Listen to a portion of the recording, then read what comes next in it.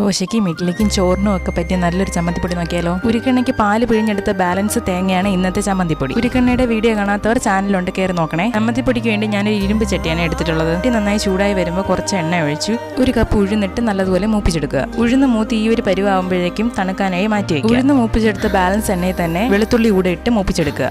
അതൊന്ന് മൂത്ത് വരുമ്പോഴേക്കും നമുക്ക് തേങ്ങയും കരിവേപ്പിലയും ചേർത്ത് കൊടുക്കാം. ഇനി അങ്ങോട്ട് കുറച്ച് പണി കൂടുതലാണ്. തേങ്ങ കരിഞ്ഞു പോവാതെ കൈയെടുക്കാണ്ട് നല്ലതുപോലെ മൂപ്പിച്ചു കൊടുക്കണം. ഇളക്കി എൻ്റെ കൈക്ക് നല്ല പെയിൻ വന്നു തുടങ്ങി. അവസാനം തേങ്ങ നല്ലോണം മൂത്ത് അതിൽ കിടക്കുന്ന കരിവേപ്പിലയ്ക്ക് ഈ ഒരു സൗണ്ട് വരും.